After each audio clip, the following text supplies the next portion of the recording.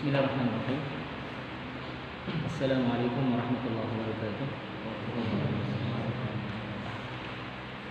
Innal hamdalillah nahmaduhu wa nasta'inuhu wa nastaghfiruh wa na'udzu billahi min shururi anfusina wa min sayyiati a'malina. May yahdihillahu fala mudilla lahu wa may yudlil fala hadiya lahu. Wa asyhadu an la ilaha illallah wahdahu la syarika lahu وأشهد أن محمدا عبده ورسوله صلى الله عليه وعلى آله وأصحابه ومن تبعهم بإحسان إلى يوم القيامة أما بعد. Ma'asyiral ikhwah rahimani wa rahimakumullah. Alhamdulillah, kita bersyukur kepada Allah Subhanahu wa taala atas limpahan nikmat yang telah Allah Subhanahu wa taala berikan kepada kita, sehingga kita masih bisa diberikan kesempatan untuk melaksanakan kewajiban kita sebagai seorang muslim, salat maghrib dan juga salat isya secara berjamaah, dan juga untuk hadir di salah satu majelis dari majelis-majelis ilmu. Tentunya kita seluruhnya berharap amalan kita ini diterima oleh Allah Subhanahu wa taala dan menjadi sebab dimudahkannya jalan kita menuju ke surga kelak.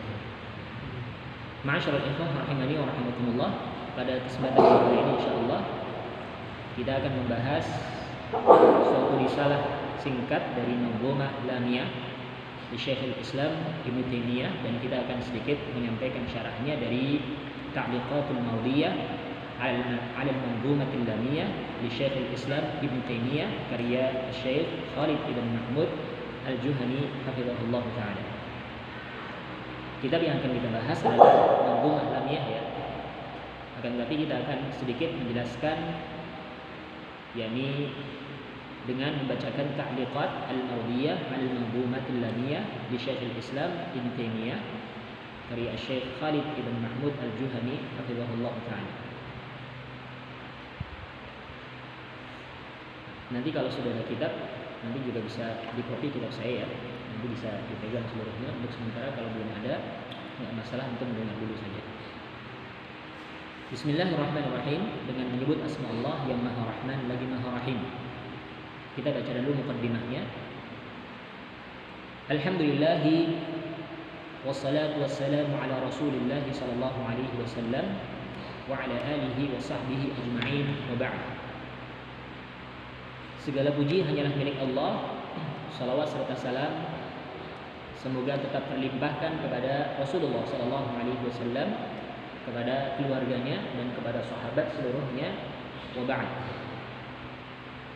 Fahadihi ta'liqatun latifah irtadaituha 'ala al-manzumati li Syekhul Islam Ibnu Taimiyah rahimahullahu, hasaltuha min kutubi ahli al-ilmi wajtanabtu fiha at-tatwila khasyat al-khuruj an maqsud al-manzumah وليسهل فهمها والله أسأل أن يتقبله عنده وسائر أعمالنا. Ini adalah ta'liqat, yakni catatan kaki yang ringkas, yang aku berharap keridhaan dengan catatan kaki ini. Catatan kaki terhadap Manzumah Syekhul Islam Ibnu Taimiyah, semoga Allah merahmati beliau, dan aku mendapatkannya dari kitab-kitab ahlul ilm. Dan di dalam ta'liqat ini aku menjauhi pembicaraan yang panjang lebar karena khawatir nanti akan keluar dari maksud manzumah tersebut. Tentunya tujuannya adalah untuk memudahkan di dalam memahami manzumah lamiyah Syekhul Islam Ibnu Taimiyah itu. Wallahu as'alu, dan hanya kepada Allah aku meminta ayyataqabbalahu 'indahu, agar supaya ta'liqat ini diterima di sisinya, wasair a'malina, dan aku meminta kepada Allah agar supaya Allah menerima amalan-amalan kita. Ditulis oleh Khalid ibn Mahmud Al-Juhani. Ini muqaddimah dari ta'liqat tersebut. Kemudian sebelum kita masuk di pembahasan tentang Manzumah Lamiyah itu sendiri, di sini akan kita sebutkan biografi singkat dari Syekhul Islam Ibnu Taimiyah rahimahullah taala. nasabnya beliau dan kelahiran beliau nasabnya, apakah beliau namanya adalah Taqiyuddin Abul Abbas Ahmad ibn Abdul Halim ibn Abdul Salam ibn Taimiyah Al-Harrani. Ini nasabnya beliau. Wulida bi Harran yaum al-Ithnain Ashir Rabi'ul Awal. Beliau dilahirkan di kota Harran, sehingga punya nisbah tadi Al-Harrani karena lahir di kota Harran pada hari Senin tanggal 10 Rabiul Awal tahun 661 Hijriah. Ini kelahiran Syekhul Islam Ibnu Taimiyah. Kemudian syuyukhuhu, di antara guru-gurunya beliau, qala Ibnu Abdul Hadi, berkata Ibnu Abdul Hadi, wa syuyukhuhu alladzina sami'a minhum akthar min mi'atai syaikhin. Guru-gurunya beliau yang kami dengar, di antara mereka itu lebih dari 200 syekh. Gurunya Syekhul Islam itu lebih dari 200 masyayikh. Wa min ashhuri syuyukhihi, dan di antara gurunya beliau yang paling terkenal adalah Ibnu Asakir Ad-Dimashqi. Ya, Al-Imam Ibnu Asakir. Ini salah satu gurunya Syekhul Islam yang terkenal. Kemudian juga Al-Imam Al-Mardawi. Ini juga guru beliau yang terkenal. Adapun yang lainnya masih banyak lagi guru-gurunya beliau. Kemudian talamiduhu, di antara murid-murid beliau, ini juga banyak sekali murid-muridnya, dan di antara murid yang paling asyhur, yang paling terkenal itu di antaranya adalah Al-Hafidz Al-Mizzi. Ya. Kemudian juga Ibnu Abdul Hadi Al-Maqdisi. Ya. Ibnu Abdul Hadi Al-Maqdisi. Dan juga murid yang lain adalah Syamsuddin Al-Zahabi, Al-Imam Al-Zahabi. Ini muridnya Ibnu Taimiyah, ya, Syekhul Islam Ibnu Taimiyah. Dan juga Ibnu Qayyim Al-Jauziyah, Ibnu Muflih, Al-Hafidz Ibnu Katsir. Ini contoh-contoh murid-murid Syekhul Islam Ibnu Taimiyah yang terkenal. Ya. Termasuk salah satunya tadi yang sangat populer di kalangan kita adalah Ibnu Katsir. Pemilik tafsir Ibnu Katsir ini muridnya Syekhul Islam Ibnu Taimiyah. Sehingga sangat aneh ketika ada orang yang mau mempelajari karyanya Ibnu Katsir tapi nggak mau mempelajari karya gurunya. Sebagian orang itu kan ada yang antipati dengan Ibnu Taimiyah, dianggap memiliki pemahaman mujassimah berkaitan dengan asma dan sifatullah. Ini tuduhan mereka, orang-orang yang tidak senang dengan Ibnu Taimiyah dituduh dengan mujassimah, ya, dituduh dengan pemahaman itu, ya. Padahal ini beliau itu berakidah sebagaimana akidah para ulama terdahulu. Tidak ada penyimpangan pada beliau. Kemudian muallafat, di antara karya beliau Syekhul Islam Ibnu Taimiyah, qala al-Imam Al-Dhahabi, Al-Imam Al-Dhahabi rahimahullahu taala, beliau mengatakan, jama'tu musannafati Syekhul Islam Taqiyuddin Abil Abbas Ahmad ibn Taimiyah radhiyallahu anhu fawajadtuha alf musannafin. Thumma ra'aitu lahu aidan musannafat ukhra. Aku mengumpulkan karya-karya Syekhul Islam Ibnu Taimiyah tadi, Taqiyuddin Abul Abbas Ahmad ibn Taimiyah rahimahullahu taala. Aku dapatkan karya beliau itu ada 1000 karya. Beliau mengumpulkan ada 1000 karya. Ternyata aku dapatkan di sana masih ada musannafat yang lain selain 1000 yang telah dikumpulkan. Ini ulama, ya, ulama yang mujtahid mutlak. Beliau punya 1000 karya, ternyata masih ada lagi karya lain yang belum diketahui oleh ini Al-Imam Al-Dhahabi. Masih ada yang lain. Di sini menunjukkan saking banyaknya karya beliau. Di antara karya beliau yang sangat terkenal, di antaranya adalah Dar'u Ta'arud Al-Aql wal Naql, bantahan terhadap kontradiksi antara akal dan naql dengan dalil, ya. Ada juga karya yang lain, yakni Ar-Risalah Al-Hamawiyah, Ar-Risalah At-Tadmuriyah, ada juga Al-Furqan Baina Awliyaillah wa Awliya'ish Syaitan. Ini juga karya beliau Syekhul Islam Ibnu Taimiyah. Masih banyak lagi. Bahkan fatwa-fatwanya saja terkumpul itu puluhan jilid, ya. Majmu' Fatawa Syekhul Islam Ibnu Taimiyah. Belum lagi tulisan beliau, karya beliau yang masih manuskrip yang belum diketahui, ini masih banyak sekali. Kemudian thana'ul ulama alaih, di antara pujian ulama terhadap Syekhul Islam Ibnu Taimiyah. Qala anhu al-Hafidz al-Dhahabi, al-Imam al-Dhahabi, al-Hafidz al-Dhahabi beliau mengatakan tentang Syekhul Islam Ibnu Taimiyah ya.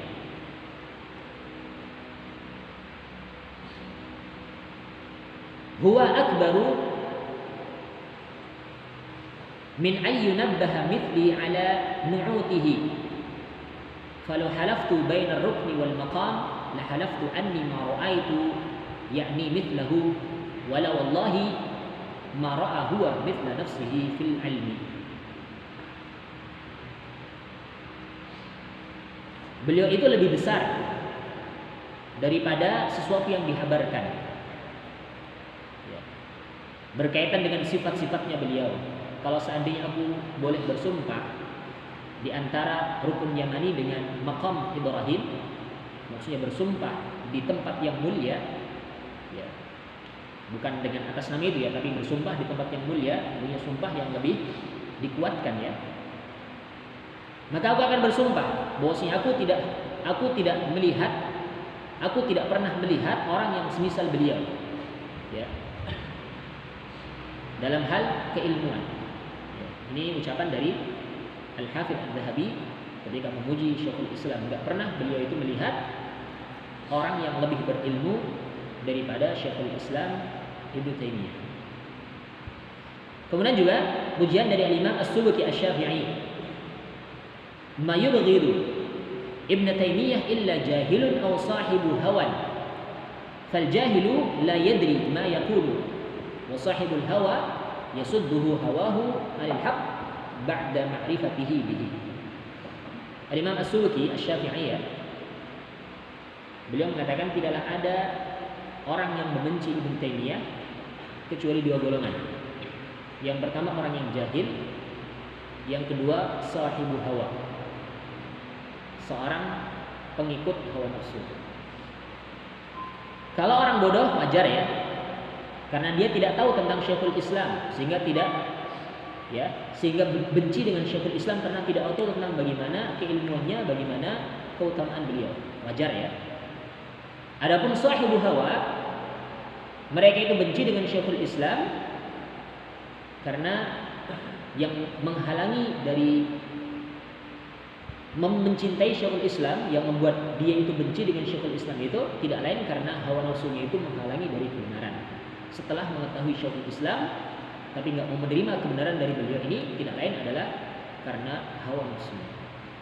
Ini beberapa pujian para ulama tentang Syekhul Islam ya, Ibnu Taimiyah, yang kita akan bahas risalahnya beliau dari yakni qasidah ataukah manzumah lamiyahnya.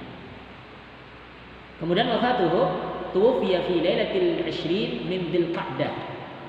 Beliau meninggal dunia pada malam 20 dari bulan Dzulqa'dah. Ya. Pada tahun 728 ya, Hijriah, di daerah Qal'ah di Dimashq ya.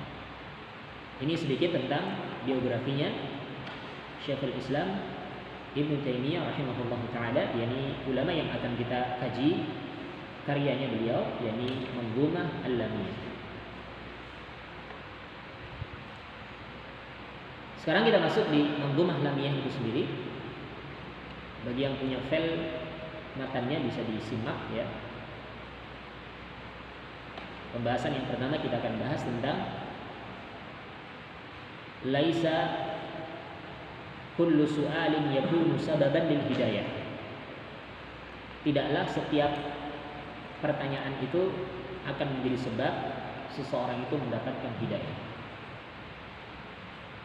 Qala al-musannif rahimahullahu taala, berkata musannif rahimahullahu taala, ya sa'ili an madhhabi wa aqidati ruziqil huda man lil hidayati yas'alu. Ini lamiyah ya. Disebut dengan lamiyah karena semua bait syairnya itu diakhiri dengan huruf lam. Ya. Yas'alu dengan huruf lam. Ya. Ya sa'ili an madhhabi wa aqidati. Ruziqil huda man lil hidayati yas'alu. Isma' kalam muhaqqiqin fi qawlihi la yanthani anhu wa la yatabaddalu. Huruf lam lagi ya. Tadi yas'alu, kemudian bait yang kedua adalah yatabaddalu. Hubbus sahabati kullihim li madhhabun wa mawaddatul qurba biha atawassalu. Kembali huruf lam. Sehingga disebut dengan apa tadi? Lamiyah. Wa likullihim qadrun ala wa fadailu lakinnama as-siddiq minhum afdalu. Wa aqulu fil Qur'ani ma ja'at bihi ayatuhu fahuwal karimul munazzalu. Dan seterusnya nanti kita akan bahas lamiyah dari Syekhul Islam Ibnu Taimiyah. Berkata musannif rahimahullahu taala, ya sa'ili an madhhabi wa aqidati, wahai orang yang bertanya tentang madhabku dan aqidahku. Ruziqil huda man lil hidayati yas'alu. Semoga ini terkandung padanya doa ya. Semoga orang yang bertanya ya tentang hidayah, dia akan diberikan rezeki berupa hidayah. Ruziqil huda. Semoga akan diberikan rezeki berupa petunjuk kepada man lil hidayah yas'alu, kepada orang yang bertanya tentang hidayah. Sedikit kita baca ta'liqatnya dari Asy-Syaikh Khalid ya, Ibn Mahmud Ibn Abdul Aziz Al-Juhani. Qauluhu, ucapan musannif dalam bait syair tersebut, ya sa'ili, wahai orang yang bertanya kepadaku. Apakah mungkin aslinya adalah ya sa'ilina, bentuk jamak ya, kemudian nunnya dihilangkan. Ya sa'ili an madhhabi wa aqidati, wahai orang yang bertanya. Bertanya di sini maksudnya adalah ai su'alu ta'allumin,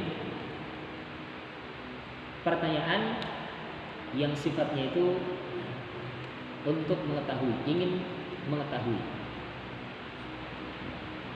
Karena wasu'alu naw'an, karena pertanyaan itu ada dua macam ya. Ahaduhuma lit ta'allumi, salah satu di antara dua macam soal itu adalah soal pertanyaan untuk mengetahui. Dia tanya karena tidak tahu, tujuannya adalah supaya tahu. Ini yang pertama ya. Tapi ada juga yang kedua, wathani litta'annuti. Ada juga seseorang yang bertanya, tapi pertanyaannya itu hanya untuk ta'annut, yakni untuk memberat-beratkan diri. Ini dua jenis pertanyaannya. Yang dimaksud dalam bait syair di sini maksudnya adalah pertanyaan yang sifatnya itu adalah untuk mengetahui. Ya. Yakni su'alut ta'allum, su'alu ta'allumin ya. Pertanyaan yang sifatnya itu ingin tahu. Adapun penjelasan bahwasanya soal itu terbagi menjadi dua, ini disimpulkan dari ayat-ayat Allah ya. Kalau yang menjadi dalil bahwasanya di sana ada pertanyaan yang sifatnya itu adalah untuk ta'allum, untuk tahu, adalah firman Allah Subhanahu wa taala di surat Al-Baqarah ayat yang ke-189. Yas'alunaka 'anil ahillah. Mereka bertanya kepada engkau wahai Muhammad tentang al-ahillah. Ini tentang apa? Hilal, tentang bulan. Yas'alunaka 'anil khamri wal maisir. Ini juga pertanyaan yang sifatnya apa? Ta'allum, ingin tahu. Wa huwal maqsudu huna, dan inilah barangkali yang dimaksudkan di dalam bait syair ini. Ya sa'ili an madhhabi wa aqidati, wahai orang yang bertanya tentang madhabku dan akidahku. Wathani, kemudian yang kedua tadi, pertanyaan itu yang sifatnya itu lit ta'annuti, yakni untuk ta'annut, untuk memberat-beratkan diri. Wa minhu qauluhu ta'ala, dan darinya adalah firman Allah Subhanahu wa taala, Wa yas'alunaka 'anir ruh. Mereka bertanya kepada engkau tentang ar-ruh. Ya, ini kan pertanyaan yang ya sifatnya itu ta'annud. Sehingga Allah pun memberikan jawaban ya, qulir ruhu min amri rabbi. Katakanlah ruh itu termasuk di antara urusan Rabbku. Sehingga ketika ada seseorang yang tanya tentang sesuatu yang memang tidak sepantasnya dia tanyakan, berarti dia itu tanyanya itu tanya yang ta'annud. Ini pertanyaan yang tercela ya. Kalau yang li ta'allum ini terpuji, mahmud, yang terpuji. Tapi yang kedua ini yang tercela, yang madmum. Ya. Sehingga hendaklah seorang itu menjauhi pertanyaan yang sifatnya itu ta'annud. Tapi kalau tanya dalam rangka supaya dia itu mengetahui, boleh saja. Dan memang harusnya seperti itu ya. Bahkan Allah memerintahkan untuk bertanya ya. Bagaimana ayatnya? Fas'alu ahla dzikri in kuntum la ta'lamun. Tanyalah kepada ahli dzikr, kepada para ulama jika kalian tidak tahu. Perintah untuk apa? Bertanya. Bertanya untuk mengetahui. Tapi kalau tanyanya itu bukan untuk mengetahui, tanya sekedar untuk ta'annud, untuk memberat-beratkan, maka ini dilarang. Ya ayyuhalladzina amanu la tas'alu an asya'a in tubdalakum tasukkum. Wahai orang-orang yang beriman, janganlah kalian bertanya tentang sesuatu jika disampaikan kepada kalian hal itu akan memberatkan. Ta'annud ya. Semisal contoh pertanyaan sebagaimana pertanyaan orang-orang jahiliyah dahulu ya. Tanya jenis kelamin malaikat itu apa sih? Laki-laki apa perempuan? Perlu tidak seperti itu? Enggak perlu. Bukan urusan kita. Urusan kita itu adalah beriman dengan para malaikat. Tanya tentang kaifastawa, bagaimana istiwanya Allah. Perlu atau tidak? Tidak perlu. Kewajiban kita hanyalah apa? Yakin. Ya. Sehingga dahulu ketika Imam Malik ditanya tentang istawa ya, beliau menjawab bagaimana? Al-istiwa'u ma'lum. Istiwa itu adalah suatu perkara yang apa? Sudah diketahui. Ya, sudah dimaklumi. Ya. Wal kaifu majhul. Kaifiyatnya itu, bagaimana istiwanya Allah itu suatu hal yang majhul, suatu yang tidak bisa kita ketahui karena itu adalah haknya Allah. Was-su'alu anha bid'atun. Tanya tentang istiwanya Allah itu bagaimana, ini suatu kebid'ahan. Kenapa bid'ah? Karena para sahabat, para tabi'in, atba'ut tabi'in enggak pernah tanya kepada guru-gurunya mereka tentang tersebut. Datang orang menyimpang tanya tentang bagaimana kaifastawa. Bid'ah. Kemudian Imam Malik pun mengusir orang tersebut dari majlisnya karena dalam otaknya itu ada pemikiran menyimpang. Diusir dari majlis Imam Malik. Karena ini apa? Pertanyaan yang tidak penting. Ya. Sehingga pastikan ketika kita tanya kepada seseorang, misalkan tanya kepada guru kita, kepada ustadz kita ya, tanyanya itu adalah tanya untuk ta'allum, untuk mengetahui, bukan untuk ta'annud, untuk memberat-beratkan. Ya, maka ini juga perkara yang harus kita perhatikan bersama.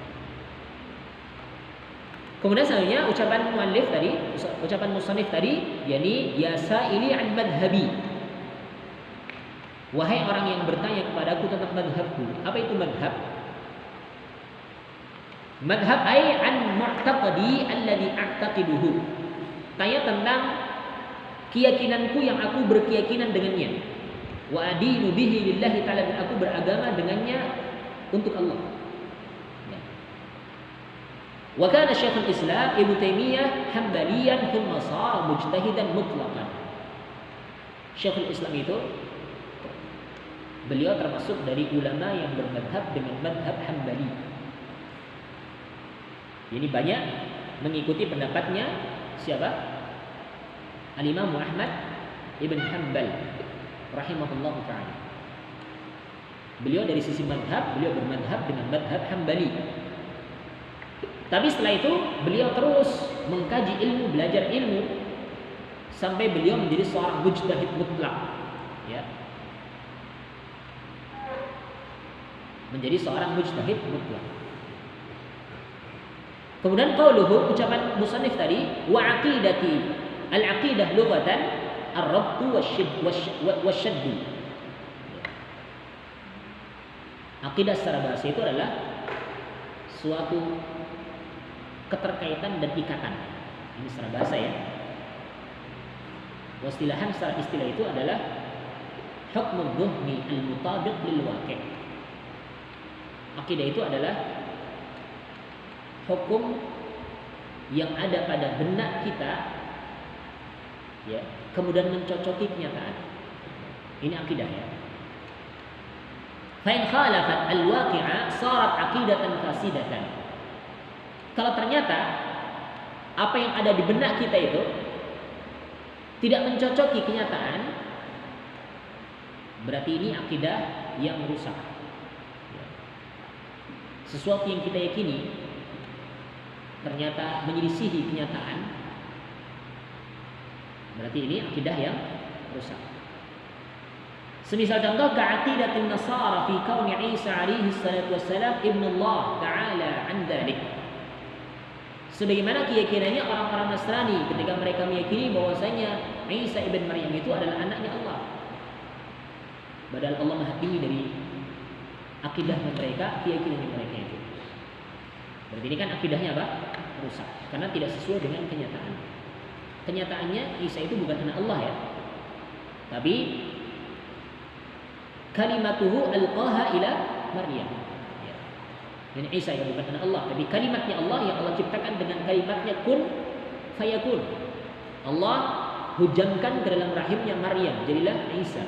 Bukan anaknya, bukan ibnu Allah, bukan anak Allah. Sehingga ini akidah yang tidak sesuai dengan kenyataan, berarti ini akidah yang rusak, akidah yang batil. Kemudian qauluhu ruziqil huda man lil hidayati yas'al. Ruziqi ay intafa'a fi hayatihi. Yang dimaksud dengan rizki itu adalah sesuatu yang bermanfaat di dalam kehidupannya. Ini rizki ya. Farizqu huwa ma yuntafa'u bih. Maka rizki itu adalah sesuatu yang bisa dimanfaatkan dengannya. Wa rizqu naw'an, dan rizki itu ada dua macam. Ahaduhuma, salah satu dari keduanya, rizqun 'amun. Rizki yang sifatnya itu umum. Wa huwa 'amun bi kullil makhluqat, birrihim wa fajirihim wa 'aqilihim wa ghairi 'aqilihim. Rizki yang umum itu untuk seluruh makhluk, baik itu makhluk yang baik maupun makhluk yang fajir, makhluk yang berakal maupun makhluk yang tidak berakal. Ya, semuanya itu mendapatkan rizki dari Allah yang sifatnya itu umum. Ya. Sebagaimana firman Allah Subhanahu wa taala ya, "Wa ma min dabbatin fil ardi illa 'ala Allahi rizquha wa ya'lamu mustaqarraha wa mustawda'aha kullun fi kitabin mubin." Dalam surat Hud ayat yang ke-6. Tidaklah ada seekor binatang melata pun di muka bumi ini kecuali Allah lah yang menjamin rezekinya. Allah lah yang telah menjamin rezekinya. Wa ya'lamu mustaqarraha wa mustawda'aha, dan Allah Maha mengetahui tempat tinggalnya dan tempat menyimpan makanannya dia. Allah tahu. Allah tahu tempat tinggalnya, tahu gudang simpanan makannya, mustauda'. Ini gudang tempat penyimpanan makanannya, Allah tahu. Kullun fi kitabin mubin, semuanya itu telah tercatat dalam kitab yang nyata yang ada di sisi Allah. Di sini ayat yang menunjukkan bahwa di sana ada rezeki yang sifatnya umum, mencakup seluruh makhluk tanpa terkecuali. Baik itu manusianya, binatangnya, jinnya, baik itu yang mukminnya, yang fajirnya, yang kafirnya, yang munafiknya, semua dapat rezeki dari Allah yang sifatnya Tuhan. Wa tsani rizqun khas, dan yang kedua adalah rezeki yang sifatnya itu khusus. Ya. Wa huwa khasun bil mu'minin, ini khusus bagi orang-orang yang beriman. Kal hidayati ilal Islam wal ilm. Semisal contoh rezeki berupa hidayah, petunjuk kepada Islam dan ilmu.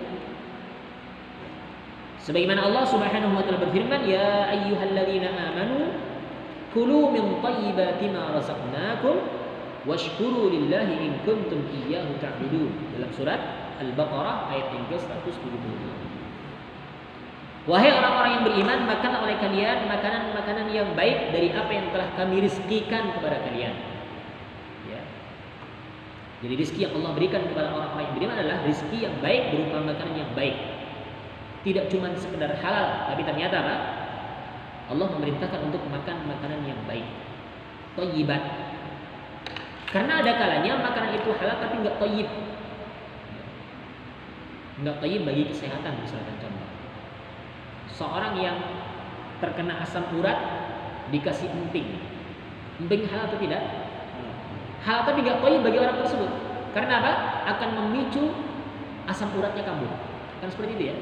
Halal tidak? Halal. Tapi tidak thayyib bagi orang tersebut. Bagi yang lainnya oke-oke saja. Orang yang darah tinggi, orang yang kolesterol makan daging-dagingan, halal atau tidak daging-dagingan? Selama menyembelihnya dengan cara yang halal, yang islami, maka halal ya. Tapi terkadang tidak thayyib bagi orang tersebut. Dan seterusnya dari hal-hal yang ada. Ternyata Allah perintahkan kepada kita untuk makan makanan bukan cuma sekedar halal, tapi apa yang thayyiban. Ingat ya, yang thayyiban. Makan nasi halal, tapi kalau berlebihan menjadi apa?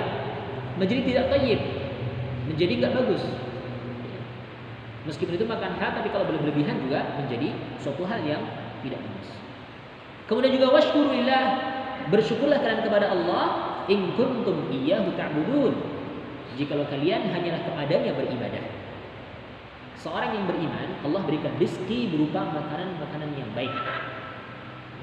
Selain itu, Allah berikan rezeki kepada dia berupa rasa syukur dengan makanan tersebut. Selain itu juga Allah berikan rezeki kepada dia untuk beribadah kepada Allah Subhanahu wa taala. Ini rezeki yang sifatnya apa? Khusus.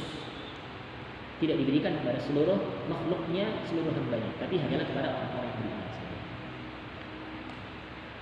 Qaluhu al-huda, ucapan mu'allif tadi al-huda, ruziqil huda. Hada rizqun khas. Ini rezeki yang sifatnya khusus, petunjuk ya. Kemudian wal hidayatu naw'an. Hidayah itu ada dua macam. Ya. Yang pertama hidayatun khassah. Hampir sama dengan pembahasan sebelumnya tadi, rezeki ada dua macam, sekarang hidayah juga ada dua macam. Hidayah yang khusus. Wa hiya hidayatu taufiqin wa ilhamin. Hidayah berupa taufik dan ilham. Wa hiya khassatun billahi ta'ala. Ini khusus, hanyalah milik Allah Subhanahu wa taala. Hanyalah dari Allah Subhanahu wa taala. Hidayah berupa taufik dan ilham itu hanyalah khusus dari Allah Subhanahu wa taala. Sebagaimana firman Allah Subhanahu wa taala, "Innaka la tahdi man ahbabta, walakin Allah yahdi man yasha." Sesungguhnya engkau tidak akan memberikan hidayah, tidak akan mampu untuk memberikan petunjuk kepada orang yang engkau sukai. Akan tetapi Allah akan memberikan petunjuk kepada siapa yang Allah kehendaki. Wa huwa a'lam bil muhtadin. Dan dia yakni Allah Subhanahu wa taala zat yang lebih tahu siapa orang-orang yang berhak untuk mendapatkan hidayah. Ayat ini turun berkaitan dengan penyesalan Rasulullah sallallahu alaihi wasallam ketika pamannya Abu Thalib itu mati dalam keadaan tidak mau mengucapkan dua kalimat syahadat. Mati dalam keadaan kafir ya. Beliau menyesal. Beliau sangat menyesalkan hal itu. Ya. Sampai beliau bersumpah, saya benar-benar akan memintakan ampun kepada Allah untukmu selama aku belum dilarang. Tidak lama kemudian turunlah ayat ya.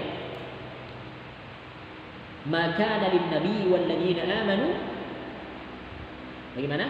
Ayastaghfiru lil musyrikin. Tidak sepantasnya bagi seorang nabi dan orang-orang yang beriman untuk memintakan ampun bagi orang-orang musyrik yang mati dalam keadaan musyrik. Kemudian juga turun ayat yang lain, innaka la tahdi man ahbabta. Sesungguhnya engkau itu tidak akan mampu untuk memberikan hidayah kepada orang yang engkau sukai. Allah lah yang akan memberikan kepada siapa yang Allah kehendaki, dan Dia yang Allah Maha mengetahui siapa yang berhak untuk mendapatkan hidayah itu. Jadi hidayah berupa apa? Taufik dan ilham. Wathani, dan yang kedua adalah hidayatu 'ammah, hidayah yang sifatnya itu umum. Wahia hidayatu irsyadin wa bayanin, hidayah yang berupa irsyad, berupa bimbingan dan penjelasan. Wahia 'ammatun lid-du'at wal ulama, ini umum untuk para dai dan untuk para ulama, orang-orang yang berilmu. Sebagaimana firman Allah Subhanahu wa taala, ya innaka latahdi ila siratin mustaqim. Sesungguhnya engkau Muhammad benar-benar akan memberikan petunjuk kepada jalan yang lurus. Maksudnya hidayah yang bersifat irsyad wa bayan, bimbingan dan penjelasan. Ini loh jalan kebenaran. Ini loh perkara yang baik. Bisa ya para dai, para ulama menunjukkan. Tapi mau ataukah tidaknya seseorang mengikuti petunjuk tersebut, ini haknya Allah. Ini bedakan ya. Hidayah yang sifatnya itu khas, hidayah yang sifatnya itu am. Ataukah hidayah yang bersifat taufik, ya tadi berupa taufik dan juga ilham, dan yang khas itu yang khas ya, yang am itu adalah berupa irsyad wa bayan, bimbingan dan juga penjelasan. Kemudian kalau ucapan mu'allif tadi di bait syair yang pertama tadi, man lil hidayati yus'alu, bisa apakah yas'alu juga boleh. Ruziqil huda man lil hidayati yus'alu. Semoga orang yang meminta hidayah akan diberikan rezeki berupa hidayah itu sendiri. Ini doa dari mu'allif ya, di awal bait syairnya sudah mendoakan. Semoga Allah memberikan hidayah kepada orang yang memang mencari hidayah, orang yang meminta bertanya tentang hidayah. Cuman bertanya saja belum cukup menjadi sebab seorang dapat hidayah. Karena ternyata di sana ada orang yang bertanya bukan untuk mencari kebenaran, tapi untuk mencari pembenaran. Beda ya. Mencari kebenaran berarti dia harus tunduk dengan kebenaran. Tapi kalau mencari pembenaran, oh ini nggak cocok, ini fatwa ustaz ini nggak cocok, saya tinggalkan. Cari lagi fatwa lagi, tanya lagi yang lainnya, oh ini cocok, saya ambil. Ini namanya mencari apa? Pembenaran, bukan kebenaran. Harusnya itu yang diambil adalah yang sesuai dengan dalil, bukan yang menyelisih dalil. Apalagi kita para tulab sudah belajar ilmu, tentunya tahu dalil ya, tahu kaidah. Ada kaidah-kaidah di dalam syariat ya, dalam usul fikih, dalam qaid fikih itu ya, kita tahu harus terapkan hal itu. Jangan menjadi seorang muqallid, jangan menjadi seorang yang membebek taklid dengan suatu pendapat-pendapat yang menyelisih dalil. Ya. Carilah kebenaran, jangan mencari apa? Pembenaran. Ya. Kalau memang itu benar, memiliki dalil ya kita ambil, tapi kalau menyelisih maka kita tinggal. Makna bait syair tersebut ya. Ya man tas'aluni an mu'taqidi alladhi adinu bihi lillahi satantafi'u bil huda wal ilm an-nafi' ma dumta tas'alu su'ala mustarshidin wa mustadallin 'ala al-haqq wa laysa kullu su'alin yakunu sababan lil hidayah wa innama as-su'alu alladhi yakunu maqsudul insan bihi ma'rifatul haqq wa tamassuk bih. Makna bait syair tersebut, wahai orang yang bertanya kepadaku tentang akidahku, tentang keyakinanku, yang aku beragama kepada Allah dengan akidah tersebut. Semoga engkau akan mendapatkan manfaat dari petunjuk dan ilmu nafi' selama engkau bertanya pertanyaan yang bentuknya itu mustarsyid, pertanyaan untuk mendapatkan bimbingan, pertanyaan untuk mendapatkan petunjuk ya kepada al-haq. Karena tidaklah setiap pertanyaan itu menjadi sebab hidayah. Tidak lain pertanyaan yang dimaksudkan seseorang untuk mengetahui al-haq dan berpegang dengannya, inilah yang akan bisa menjadi sebab hidayah. Tapi kalau seorang bertanya hanya untuk ta'alluq saja, sebagaimana telah kita sebutkan di awal ya, maka tidak akan menjadi sebab hidayah. Ini satu bait dari Lamiyah Syekhul Islam Ibnu Taimiyah rahimahullah taala, mudah-mudahan bisa dipahami, dan insyaallah untuk bait syair yang selanjutnya beserta penjelasannya kita lanjutkan di pertemuan yang lain. Wallahu ta'ala a'la wa a'lam. Subhanakallahumma wa bihamdika asyhadu an la ilaha illa anta astaghfiruka wa atubu ilaik. Wa akhiru da'wana alhamdulillahi rabbil alamin. Wassalamualaikum warahmatullahi wabarakatuh.